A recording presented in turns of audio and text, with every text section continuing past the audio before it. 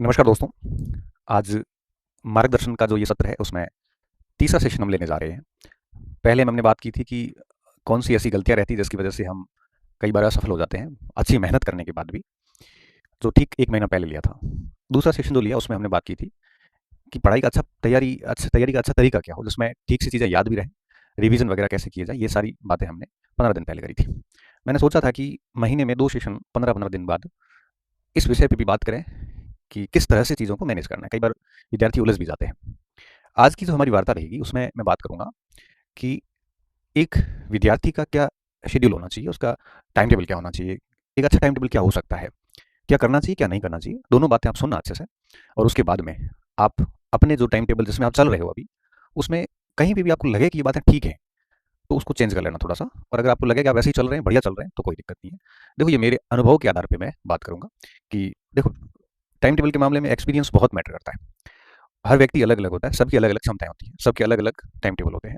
तो मैं आपके टाइम टेबल छेड़-छाड़ नहीं करूँगा, परंतु मैं मेरे अनुभव से बताऊँगा कि क्या करना चाहिए, क्या नहीं करना चाहिए, ताकि आप अपने टाइम टेबल को थोड़ा संशोधित कर सकें। कई बार कई बच्चे टाइम टेबल बना भी नहीं पाते, शेड्यूल होना क्या चाहिए। तो आज की जो हमारी वार्ता है बेसिकली उसमें हम बात कर रहे हैं कि एक स्टूडेंट का शेड्यूल क्या हो,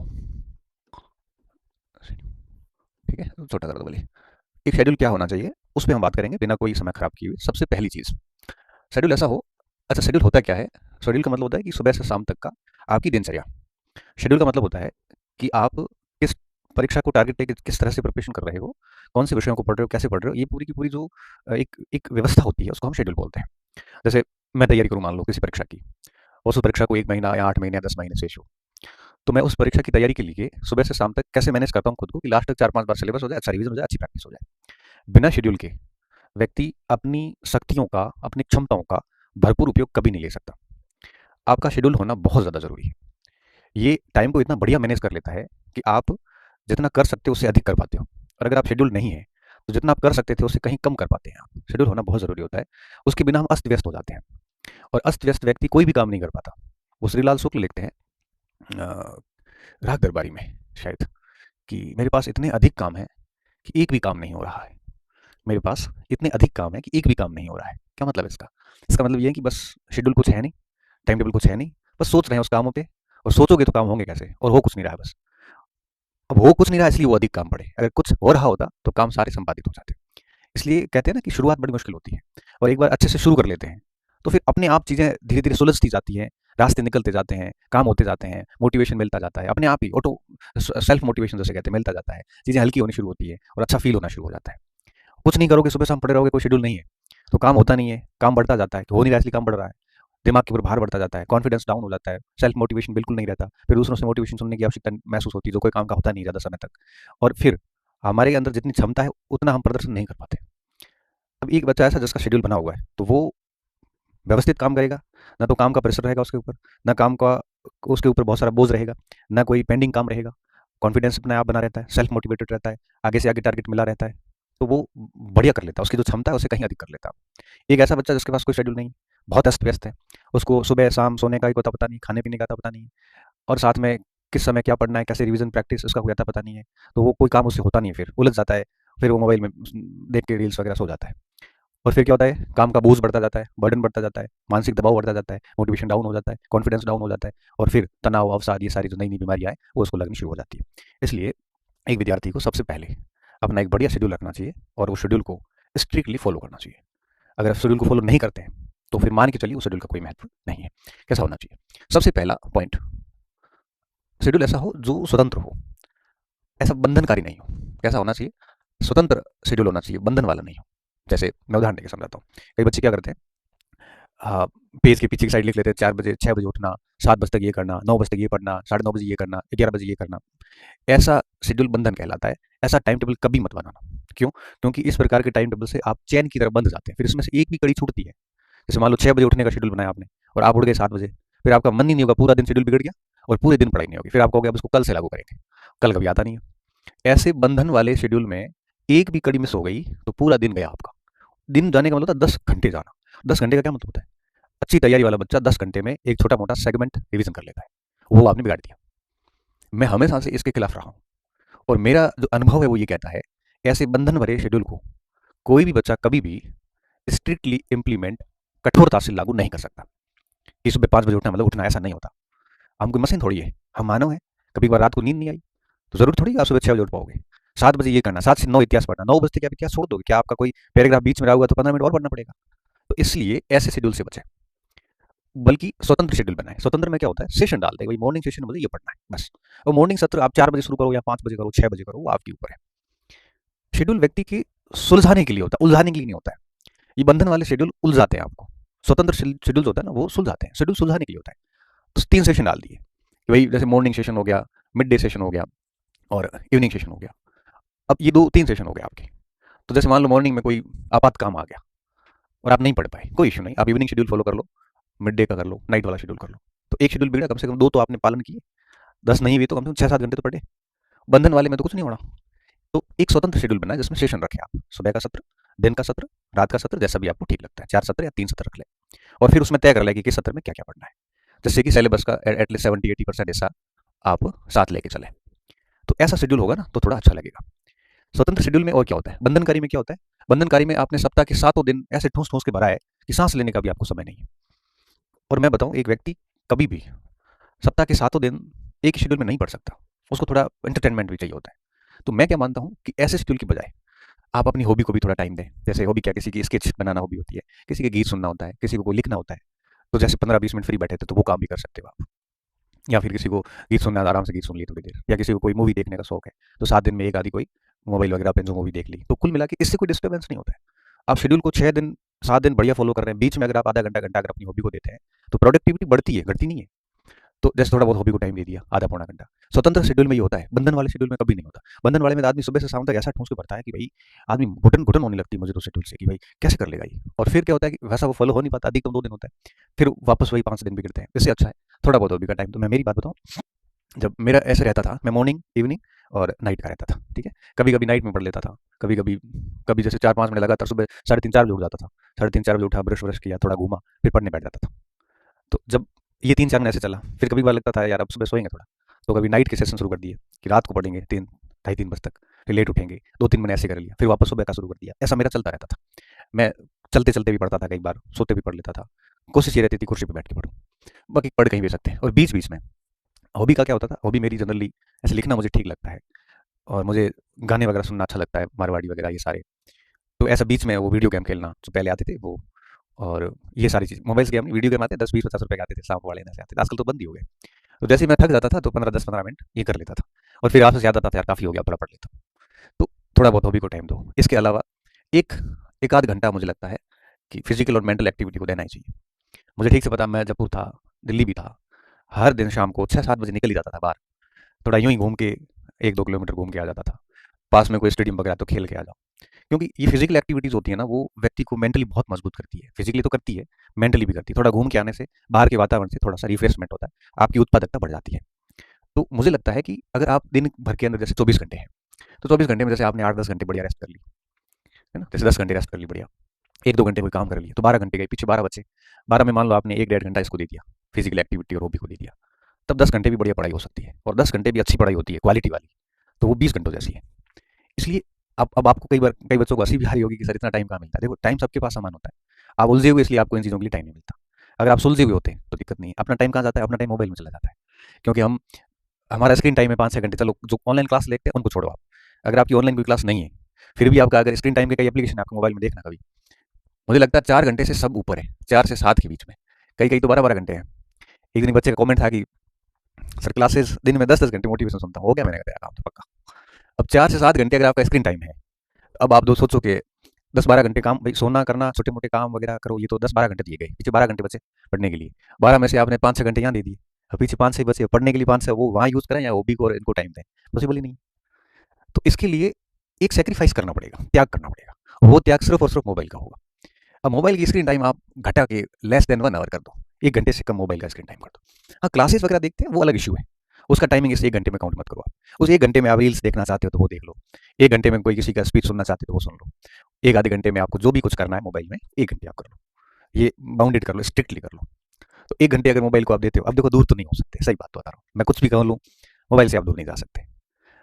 और 1 घंटा अगर आप कर लोगे तो कोई दिक्कत वाली बात नहीं है। और इस तरह से सेट करो उसको, तो एक आध घंटा आपने जैसे सुबह या शाम के समय थोड़ा घूम के आ गए, कम से कम 30 एक मिनट आप घूम के आ गए, और 30 एक मिनट आपने हॉबी को टाइम दिया, 1 घंटा टाइम तो इन दोनों को दो ही दो आप। इससे मेंटली रिफ्रेशमेंट रहता है। व्यक्ति जब पैदल चलता है ना, तो मन से बहुत सारी बातें करता है, और मन से जब बातें करता है तो वो बहुत सारी चीज़ें चिंतन करता है, तैयारी को लेके भी चिंता करता है, चिंतन भी करता है, भविष्य को सोचता है। तो इस तरह से जब भी मैं खुद आज भी वॉक करता हूँ, शाम को खाना खाने के बाद में, आज मैं बाहर निकलता हूँ और एटलीस्ट 40-45 मिनट में घूम लेता हूँ 9-10 बजे के आसपास, और उस समय मैं दिन भर की जो कॉल्स होते हैं उनसे भी बात कर लेता हूँ।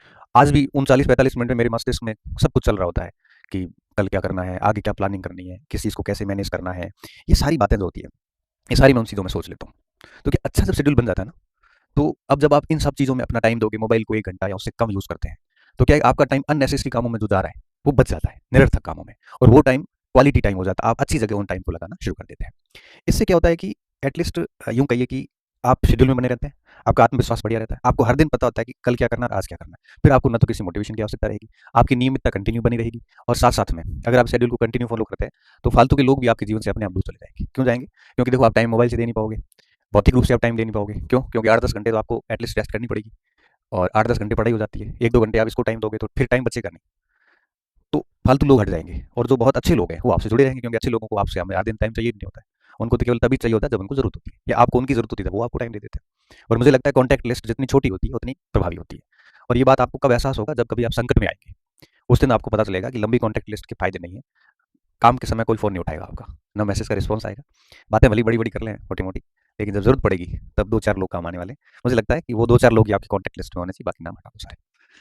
मस्त रहिए, जीवन सरल रखिए, कम लोग साथ में रखिए, अच्छे रखिए।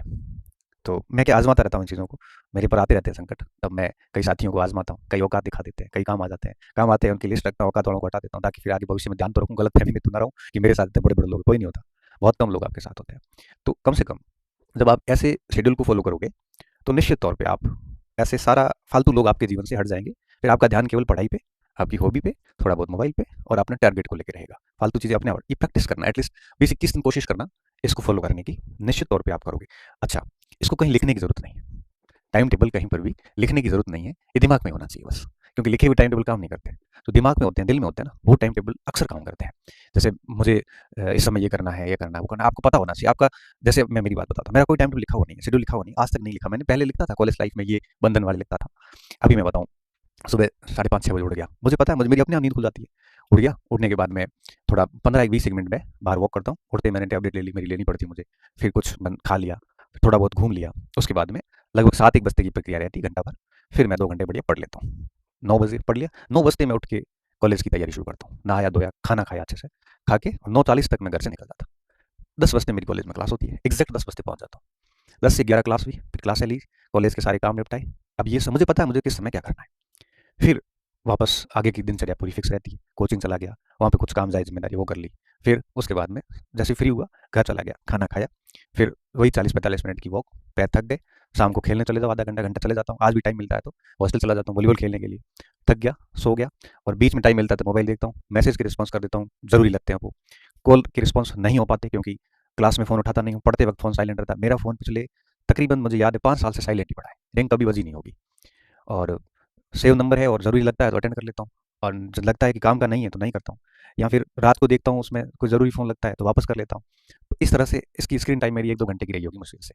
वो भी इसलिए होती है, कई बार एप्लीकेशंस के रिस्पॉन्स करने पड़ते हैं, खुद मेरे लिए लायक होते हैं तो बाकी टीम करती है। तो कहने का मेरा साफ मतलब है कि मेरा शेड्यूल कहीं लिखा हुआ नहीं है, मेरे दिमाग में है मुझे क्या करना है। ये क्यों है? क्योंकि पिछले तकरीबन 10 एक वर्षों से ये चल रहा है, तो मेरा शेड्यूल फिक्स है, और शेड्यूल फिक्स होने के कारण मैं सुलझा हुआ रहता हूँ। मुझे सब पता है कि मुझे क्या करना है, किस समय क्या करना है, और फालतू लोग वैसे संपर्क में रहते नहीं, क्योंकि मैं टाइम नहीं दे पाता। और जिनको टाइम दे पा रहा हूँ, वो फालतू नहीं, वो मेरे लिए बड़े अमूल्य लोग हैं। इसलिए कह रहा हूँ कि आप इस टाइप का एक स्वतंत्र शेड्यूल अपनाएँ, जिसमें आप फ्री फ़ील करो, अच्छा फ़ील करो। और मेरा एक ऐसा एक छोटा-सा रूल्स आप कह सकते हो कि कोई भी व्यक्ति सप्ताह में 7 दिन नहीं पढ़ सकता, महीने में 30 दिन नहीं पढ़ सकता। उसको एटलीस्ट 6+1 1 दिन तो थोड़ा बहुत बाहर भी जाना चाहिए, खेलने-कूदने, कुछ भी कर लिया, थोड़ा बहुत पढ़ लिया। जैसे हर दिन पढ़ते उतना ना पढ़ के 3-4 घंटे पढ़ लिया, बाकी थोड़ा रिलैक्स कर लिया, दोस्तों के रूम जाके बात करके आ गए, या कहीं यूँ ही कहीं वार्ताएँ कर ली, क्योंकि खूब होता है। तो इस चीज़ों में ठीक लगता है कि सप्ताह में 1 दिन कर लेते हैं ऐसा कुछ, तो बढ़िया रहता है, कोई दिक्कत वाली बात नहीं है। कई लोगों की दिन में सोने की बड़ी गंदी आदत होती है, 3-3 4-4 घंटे सोते हैं, तो खैर वो उनकी लाइफ़ है। लेकिन मैं क्या मानता हूँ, मैंने रात को भी खूब पढ़ाई की है, दिन सुबह भी करी है। मेरा एक्सपीरियंस ये है कि नाइट में जो लेट नाइट जो पढ़ाई की जाती है, वो बहुत कम समय तक याद रहती है। मुश्किल से वो 5-7 दिन तक याद रहता है। अल्प शॉर्ट टाइम मेमोरी रहती है। जैसे इंजीनियरिंग के बच्चे हैं या कॉलेज के बच्चे हैं आजकल, सुबह पेपर है तो लेट नाइट पढ़ के देते हैं, तो वो उतने समय तक याद रहता है। लेकिन अगर आप मॉर्निंग में जल्दी उठते हो 4 बजे के आसपास, और 4 से सुबह 9 बजे तक या 10 बजे तक सुबह-सुबह 4-5 घंटे निकाल लिए, ये बहुत दीर्घ काल तक याद रहता है। सुबह वाला मामला ज़्यादा सही रहता है। और फिर दिन में अगर आप सुबह उठोगे तो फिर तय बात है 12-1 बजे के आसपास थोड़ी नींद आएगी। वो नींद ले ली, आधा पौना घंटा ले ली, ज़्यादा नहीं लेनी है। ऐसा नहीं सर मैं तो एक बार सोता हूँ 3 घंटे नहीं उठता, ऐसा मत करना। उम, मुझे याद है मैं दिन में सोता ही नहीं हूँ वैसे, और कभी-कभार अगर सोता हूँ तो 20-25 मिनट में मेरी नींद खुल जाती है। वो नींद आती नहीं है, सभी साथियों को पता है। दिन में बहुत कम, कभी-कभार कोई बहुत रिलैक्स हूँ तो घंटा भर सो जाऊँ तो पता नहीं, आगे नहीं सोता। तो आप ऐसे नहीं करें, आप सुबह जल्दी उठ जाओ, दिन में 1 आधा घंटा रेस्ट कर ली, फिर बढ़िया पढ़ लिए, फिर रात को सो गए। तो ऐसे ही करो। कुछ बच्चे होते हैं जो रात को पढ़ते हैं, दिन में सोते हैं, फिर वो अपना देख लेना। मैं मेरा कह रहा हूँ कि हो सकता है कि आपको उसमें ठीक लगे, तो इस तरह से यूज़ करो तो बढ़िया है। शेड्यूल में और क्या ध्यान रखना है, तो एक तो ये स्वतंत्र शेड्यूल होना चाहिए, दूसरा सेशन होने चाहिए आपकी, तीसरा हॉबी को वगैरह को थोड़ा फिजिकल एक्टिविटी को टाइम देना चाहिए, चौथा सप्ताह में 1 आध दिन थोड़ा बहुत गेट टुगेदर भी हो जाना चाहिए साथियों वगैरह का, पाँचवाँ मोबाइल वगैरह का टाइम है वो थोड़ा-सा लिमिट होना चाहिए, घंटे भर का होना चाहिए। उसके अलावा और क्या रखा जा सकता है? और देखो, और रीडिंग देखो स्टडी होनी चाहिए, साथ में थोड़ी-सी प्रैक्टिस का काम भी हो। आपके शेड्यूल में पढ़ने के साथ-साथ हर दिन आधा पौना घंटा प्रैक्टिस होनी चाहिए। पुराने पेपर्स हर दिन होने चाहिए। फ्री बैठे हो, आप 15-20 प्रश्नों का एनालिसिस कर लो बढ़िया। प्रैक्टिस होनी बहुत ज़रूरी होती है। आप कोरा पढ़ो ही मत, प्रैक्टिस करिए, इमेजिनेशंस करिए। कोई अगर रूम पार्टनर भी उसी परीक्षा की तैयारी कर रहा है, तो डिस्कस भी करिए। थोड़ा बहुत बोल के पढ़ना भी ज़रूरी हो जाता है साथियों के साथ में, और इस तरह से जीवंत पढ़ाई होनी चाहिए। ऐसे मृत पढ़ाई नहीं हो कि बस सुबह से शाम केवल पढ़ ही रहे हैं, कोई प्रैक्टिस नहीं है, कोई इमेजिनेशंस नहीं है। पढ़ते वक़्त एटलीस्ट ये होना चाहिए कि मैं कौन-सा पैराग्राफ पढ़ा है अभी, इस पैराग्राफ में क्या प्रश्न बन सकता है। मैं तो आज भी कोई पैराग्राफ पढ़ता हूँ लगता है आरपीसी ऐसे बना सकती है, इसको ऐसे भी पूछ सकती है, इसमें यूँ पूछा जा सकता है। तो दिमाग में ये सारे प्रश्न घूमते हैं पढ़ते वक़्त, तो मैं हर पैराग्राफ को डाउट की दृष्टि से देखता हूँ कि यहाँ ऐसा सवाल आ सकता है। तो मेरा दिमाग पूरा उसमें बिल्कुल घुला हुआ रहता है कि हर जगह सजग रहता है कि इसमें क्या प्रश्न आ सकता है। तो इस तरह से थोड़ा-सा एक्टिव होके और बढ़िया पढ़ोगे, और साथ-साथ में प्रैक्टिस और स्टडी अपने शेड्यूल में ये भी होना चाहिए। तो शेड्यूल ऐसे बोझ नहीं लगना चाहिए आपको, है ना? ऐसे हल्कापन महसूस होना चाहिए उसमें, जिसमें आपने सब गतिविधियों को टाइम देखो, जीवन केवल मर-मिटने और पढ़ने के लिए नहीं है। पढ़ाई के साथ-साथ में एक्टिविटीज़ भी होनी चाहिए। हमें पता है हम लोग खूब पढ़ते थे, प्रश्नोत्तरी करते थे, अंताक्षरी भी करते थे, खेलने भी जाते थे, मैच लेते थे। हमें अच्छे से पता है ये सारी चीज़ें। मेरे जो बहुत क्लोज़ मित्र हैं, वो तो सब ये कहते हैं कि इसका हुआ कैसे? क्योंकि उन्होंने मुझे हमेशा ग्राउंड में देखा है, खेलना, कूदना, मनोरंजन करना, गीत गाना और ये सब काम करते थे, और पढ़ाई के वक़्त बढ़िया पढ़ाई कर लेते थे। तो खुद को बाँधना नहीं है, उलझाना नहीं है, बोझ नहीं लेना है, बस थोड़ा-सा टाइम को अच्छे से यूटिलाइज़ करना है, सुबह से शाम तक खुद को एकदम सांचे में फिट कर देना है। उस सांचे में सभी एक्टिविटीज़ को टाइम दो आप, बढ़िया रहो अच्छे से, तो निश्चित तौर पे बढ़िया हो जाता है। और अगर आप ऐसे शेड्यूल फ़ॉलो करेंगे, तो आप देखना आप 10-15 दिन के अंदर-अंदर आप में बड़े अच्छे चल जाएँगे। शेड्यूल का एक टारगेट रखना, इस शेड्यूल का टारगेट ये है कि मैं 2 महीने में सिलेबस पूरा करूँगा, या इसके अनुसार मैं 3 महीने में सिलेबस पूरा करूँगा। तो शेड्यूल का एक टारगेट भी रखना साथ में, ताकि इस टारगेट को, बड़े टारगेट को ध्यान में रखते हुए आप उस शेड्यूल को आराम से पूरा कर सको। तो अगर आप ऐसे चल रहे हैं तो बढ़िया बात है, नहीं चल रहे हैं तो आज आपको इस वार्ता के बाद एहसास हुआ होगा कि आप कहाँ कुछ गलती कर रहे हैं। तो अगर ये बातें आपको ठीक लग रहा है, आपको लगे कि ये चीज़ें अपने शेड्यूल में आनी चाहिए, तो डेफ़िनिटली उसको लागू करना। और हाँ, जैसा भी शेड्यूल अपनाओ, ये बात किसी को बतानी नहीं, खुद के अलावा। खुद से प्रण लेना कि मैं ये फ़ॉलो करूँगा। ऐसे लिख के बड़े चिपकाने से, लोगों को कहने से कुछ भी नहीं होगा। मस्तिष्क में रखो और बस उसके अनुसार बायोलॉजिकल क्लॉक आपका काम करना शुरू कर देगा, और बॉडी फिर उस अनुसार ढल जाती है। फिर शेड्यूल को कोई बीच में अगर तोड़ता है ना, तो उस आदमी पे गुस्सा आ जाता है फिर कि यार समय खराब कर रहा है ये। और वो व्यक्ति वैसे धीरे-धीरे जीवन में व्यक्ति दूर करने शुरू कर देता है। ये संकेत है आपकी सफलता के, बहुत नज़दीक और है आप सफलता के। इन चीज़ों का ध्यान रखना। उम्मीद है आपका टाइम खराब नहीं होगा, और आगे फिर 15 दिन बाद में कोई ऐसा ही विषय लेके हम फिर आएँगे। आप सजेस्ट कर देना कमेंट सेक्शन में। तो नेक्स्ट 15 दिन बाद, आज जो तारीख है 2 तारीख है आज, तो 15-17 नवंबर पे एक चौथा सेशन लेके आ जाएँगे। आप जिस विषय पे सुनना चाहेंगे मेरे से विचार, वो कमेंट सेक्शन में डाल देना डेफिनिटली। मैं मेरे अनुभव आधारित यथार्थ विचार प्रस्तुत करूँगा। आदर्शवादी बातें मेरे से होती नहीं। बहुत-बहुत धन्यवाद विद्यार्थी। अच्छी रहिए, मस्त रहिए और पढ़ते रहिए।